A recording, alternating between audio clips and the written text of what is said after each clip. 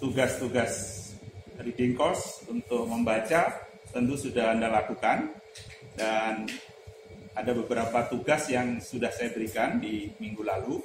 Anda harus baca konsep-konsep tentang analisis kebutuhan diklat yang biasa dikerjakan oleh analis di lembaga diklat. Meskipun Anda tidak di lembaga diklat, pasti LPMP membutuhkan keterampilan itu karena Anda harus memahami kebutuhan guru di lapangan di dalam menyelenggarakan kurikulum 13 misalnya. Untuk teman-teman P4TK jelas ada kebutuhan untuk mengembangkan model pelatihan guru yang harus menggunakan TIK dan juga menggunakan berbagai macam media. Nah, di dalam analisis kebutuhan itu dijelaskan oleh bukunya Alison Rosset. Apakah Anda sudah baca? Saya tugaskan untuk baca itu minggu lalu. Di sana dijelaskan bahwa konsep-konsep yang terkait dengan analisis, baik itu macam-macam analisis yang namanya front end analysis, analisis kebutuhan, need assessment, apapun, itu adalah sebuah upaya memahami permasalahan sebenarnya. Permasalahan yang dianalisis sangat tergantung dengan tugas yang diberikan kepada kita. Saya beri contoh. Ketika tahun lalu saya mendapatkan tugas dari Direktorat PKLK, bersama tim saya melakukan analisis kebutuhan sekolah terbuka modus tunggal.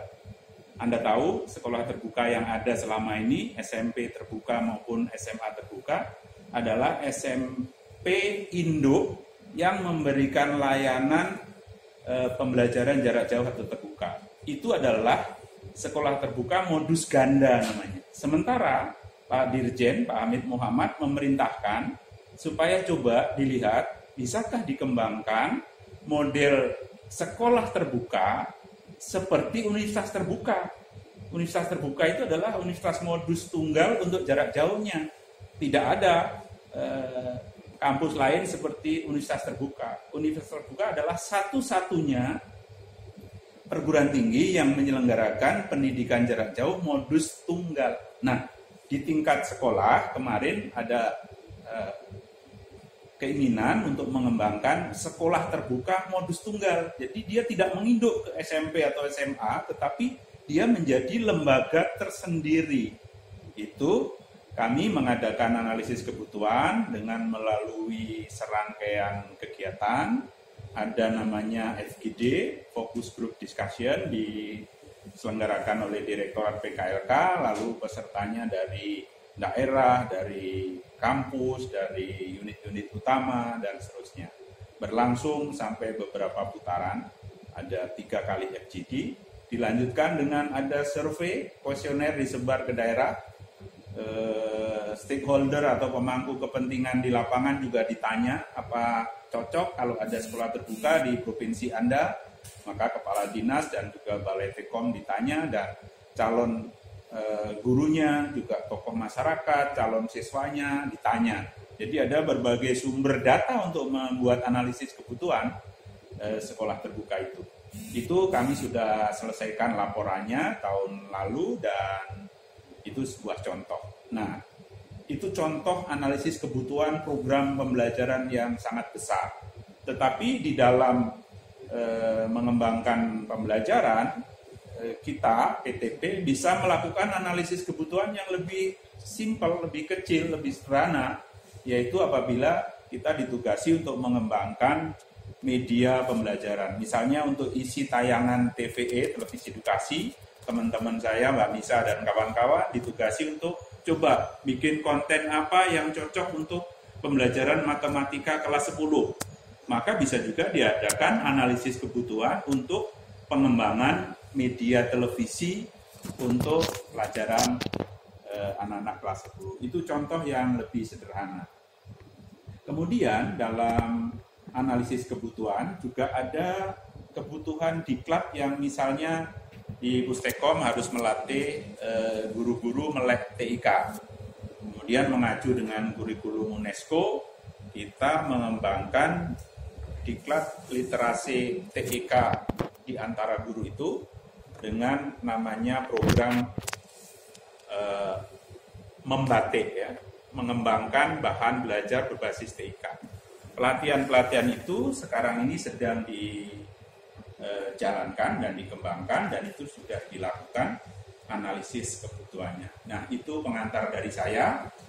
Anda sudah belajar, sudah membaca PowerPoint yang saya berikan, sudah mencari reading course dan seterusnya. Sekarang kami persilahkan untuk bertanya apabila ada hal-hal yang belum dikuasai. Secara berturut-turut bergantian aja ya, mungkin saya tunjuk aja, mulai dari Bu Pipih dulu. Bu Pipih Sofia, yang lain imut, yang itu diaktifkan.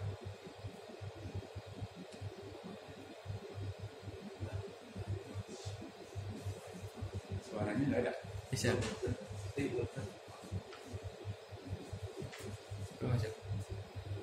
Bagaimana Bu Bibi?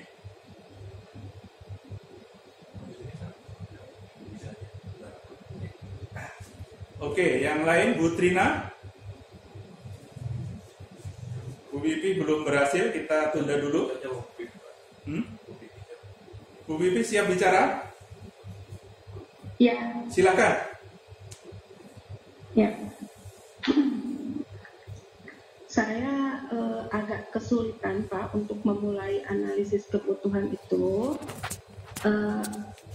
Kesulitannya itu menemukan masalahnya Pak, terutama kesenjangannya di lingkungan PMPTK.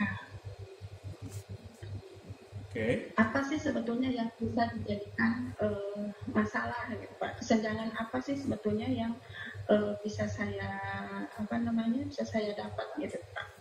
Saya kira itu Pak. Ya, jadi kesulitannya Ibu tidak mengenali masalahnya. Ini gampang, Ibu nanya aja ke atasan atau ke teman-teman di lingkungan P4TK. Sebenarnya masalah guru ini apa yang mau diatasi? Tidak mungkin kita sulit mencari masalah itu. Masalah itu begitu banyak di sekitar kita. Guru kita belum bisa menggunakan TIK. Pembelajaran harus menjadi guru pembelajar yang canggih itu kan belum tercapai. Itu kan masalah. Kalau kita mau membantu, ya kita pikirkan masalah yang dihadapi guru. Nah, dalam memenuhi tuntutan yang ditetapkan oleh Kemdikbud dalam hal ini Dirjen GTK kan menuntut guru kita harus selesai mengikuti sertifikasi dalam sekian tahun. Itu kan masalah nasional yang besar. Masa teman-teman nggak bisa mengambil itu sebagai masalah? Mestinya secara bersama-sama teman di P4TK itu berhimpun memberikan jawaban untuk masalah besar seperti itu, dianalisis, dikaji, dilihat kelayakannya untuk mendapatkan jawaban berupa program pembelajaran yang baik untuk teman-teman di guru-guru itu apa, gantinya guru pembelajar misalnya. Guru pembelajar kemarin nggak jalan itu kan masalah. Apa Anda analisis mestinya itu. Jadi banyak, jangan menutup mata terhadap persoalan pendidikan nasional yang begitu besar. Kalau P4TK itu tugasnya adalah meningkatkan kompetensi dan kualifikasi atau kemampuan guru, justru di situ banyak masalah. Apakah kita tidak bisa melihatnya? Banyak. Jadi saya yang dari luar aja tahu ya, guru pembelajar nggak jalan, apa masalahnya? Dianalisis tuh mestinya. Itu Bu contohnya. Gimana Bu Pipi? Ya Pak, mungkin saya akan belajar terus ya untuk ya, jangan sendiri Bu, Ibu bisa bersama-sama ya. Masalah-masalah kalau misalnya gini Pak, sekarang ini kan P4TK pertanian itu sedang ada digitalisasi dengan menggunakan MOOC. Apakah itu juga bisa Pak dijadikan sebagai analisis kebutuhan pembelajaran daring dengan menggunakan MOOC? Ya, MOOC itu bisa saja, tapi apakah MOOC itu solusi yang Ibu tawarkan? Dianalisis dulu. Jadi persoalannya apa? Jangan tahu-tahu jawabannya MOOC gitu kan? Nggak bisa begitu. Jadi menurut teori analisis kebutuhan itu ada prioritizing, ada pembuatan prioritas.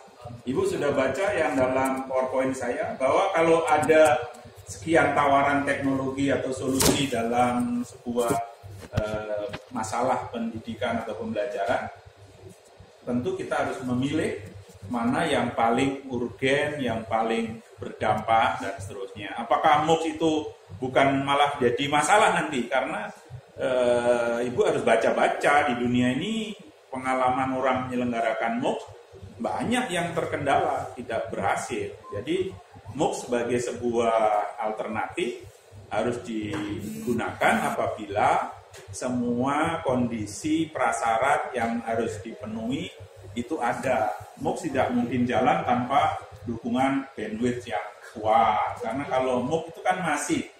Jadi Ibu jangan berpikir yang muluk-muluk lah. Sebenarnya kebutuhan yang penting tadi adalah bagaimana dengan memanfaatkan teknologi yang ada, dengan model pembelajaran yang ada, guru-guru kita misalnya bisa ditingkatkan kompetensinya. Itu kalau masalah teman-teman di P4TK. Saya ingin bergeser ke teman-teman yang lain. Bagaimana dengan Mas Adi di LPPKS? Kan masalah juga bagaimana kompetensi kepala sekolah. Bisakah Anda memberi contoh analisis yang Anda lakukan di sana? Silakan.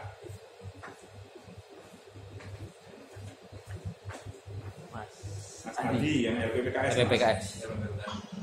Siap. Ya, silakan. Terdengar Pak Guru? Ya, Nah, bagus. baik Pak. Untuk di Duh, putus-putus. Suaranya putus-putus, Mas. sebentar Pak. Oke. Ya. Kalau sekarang gimana Pak? Bagus. Oke. Kalau di LPPKS ada analisis kebutuhan pengembangan keprofesian namanya KPK. Oke, good.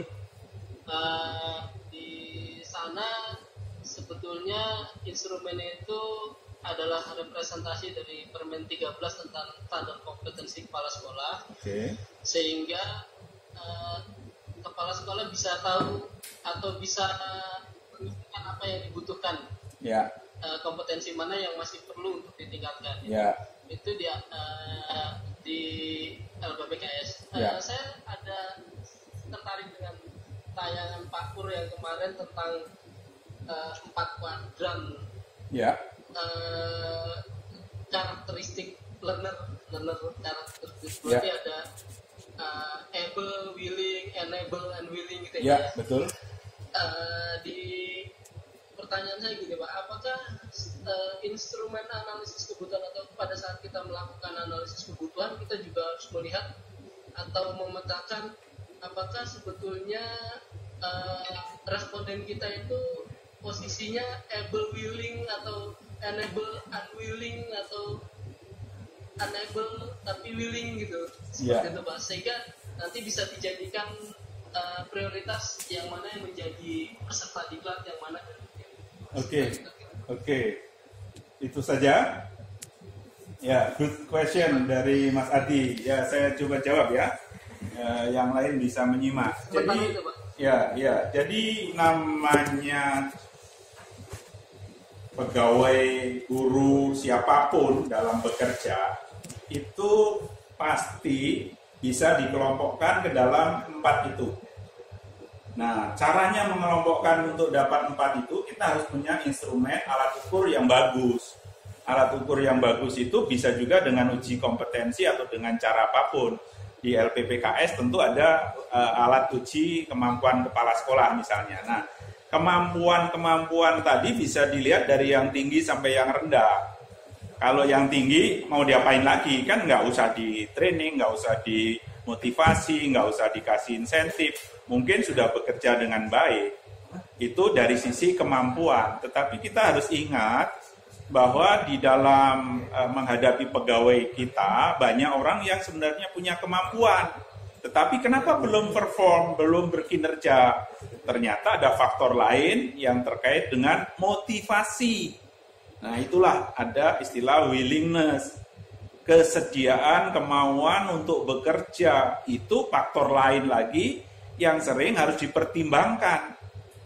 Orang yang sebenarnya mampu dan kemudian willing, itu adalah ideal yang kita inginkan. Kepala sekolah yang mampu bekerja sebagai kepala sekolah dan memang senang, suka, termotivasi untuk jadi kepala sekolah. Itu adalah orang-orang yang sudah paripurna, tuntas, yang tidak ada masalah.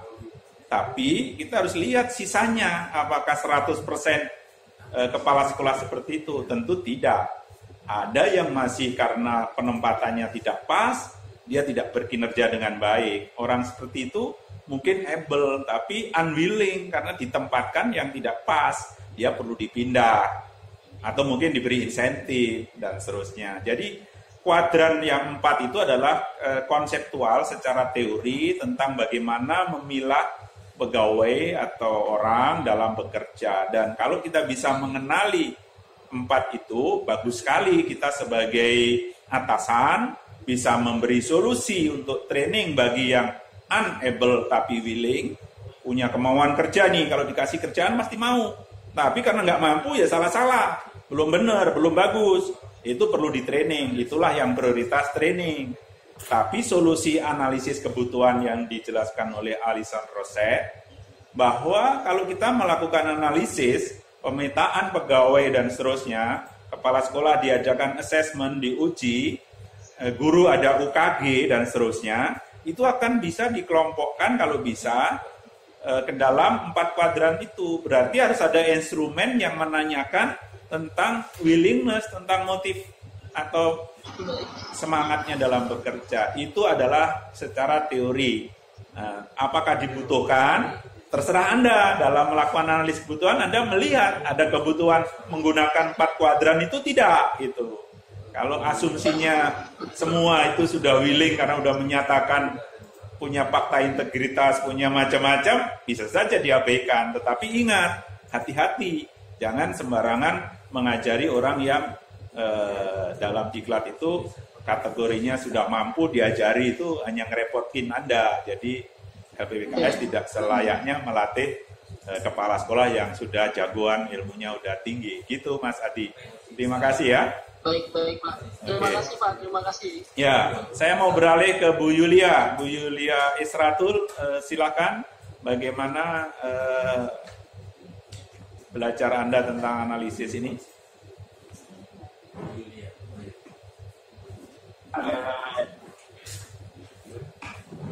Ya, paling kiri, tengah.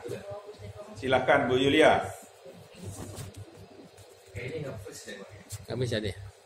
Oh, nge-freeze Pak. Dari sana nge-freeze. Oke, Pak Denny dari Sulut dulu. Silakan. Bu Yulia nanti antri. Pak Denny silakan. Ya, terima kasih Pak Pur. Nama saya Denny dari Sulawesi Utara. Yang ingin saya tanyakan begini Pak. Dalam dunia pendidikan kan kita tahu untuk saat ini berlaku 2 buah kurikulum. Yang pertama KTSP dan K13. Betul. Yang ingin saya tanyakan begini Pak. Dalam pembuatan media pembelajaran, semisal video maupun audio, Ya. tentu kita harus menyesuaikan dengan kurikulum yang berlaku. Betul. Dan kendalanya dalam pada satu sekolah bisa kita temui berlaku 2 buah kurikulum. Ya.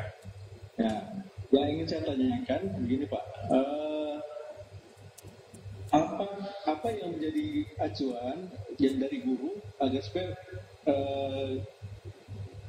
kita yang akan memberikan pelatihan kepada mereka bisa memilih metode yang mana, model pembelajaran yang mana yang baik dan harus kita push dalam pembuatan media pembelajarannya. Demikian Pak. Oke, pertanyaan yang bagus dari Pak Denny. Tolong teman-teman yang lain menyimak. Begini jawabannya Pak Denny. Jadi kurikulum apapun, KTSP, K13 atau yang lain, tentu tujuan utamanya adalah adanya kompetensi atau tujuan ideal atau optimal yang ingin dicapai.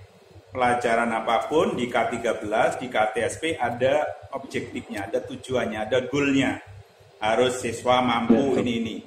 Kemampuan itulah yang jadikan dasar untuk melakukan analisis yang dalam konsep itu namanya analisis tentang kompetensi atau tentang optimal atau tentang ideal dari sebuah program pembelajaran. Kalau fokusnya ke sana, Pak, tidak peduli apakah K13, apakah KTSP, pasti ada kebutuhan media.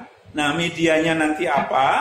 Bisa digolong-golongkan. Kompetensi 1, cocok video. Kompetensi nomor 3, mungkin menggunakan multimedia. Kompetensi 4, nggak butuh apa-apa.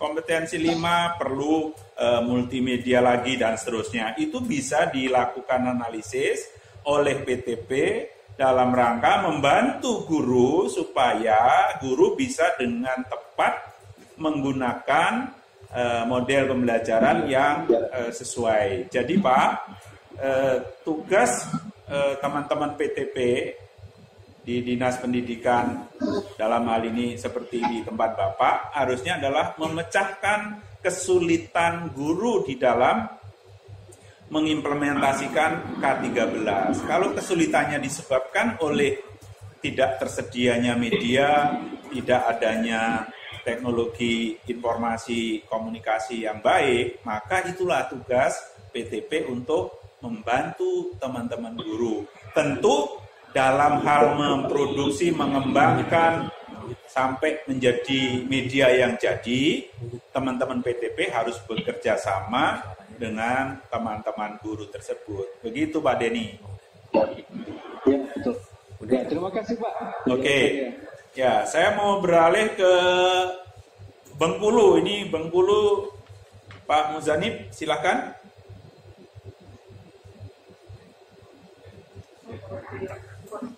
Sudah lulus ini sekolahnya? Ya. Kuliahnya udah selesai? Gimana Pak Pur? Silakan kalau ada respon pertanyaan. Iya. Baik, terima kasih Pak Pur.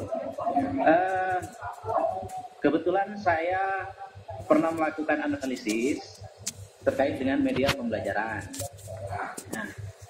Nah, kita di TTP di Bengkulu dilibatkan menjadi instruktur K13. Ya, bagus. Kesempatan Mas. Ya.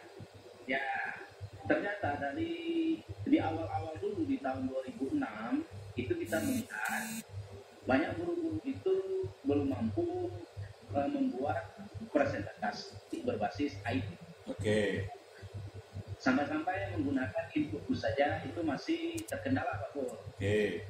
Nah, sehingga kami melakukan dari data-data yang kami kumpulkan tersebut, kami membuat suatu analisis bagaimana merancang suatu diklat yang kami sisipkan di diklat K13. Ya. Nah, sebelum mereka presentasi,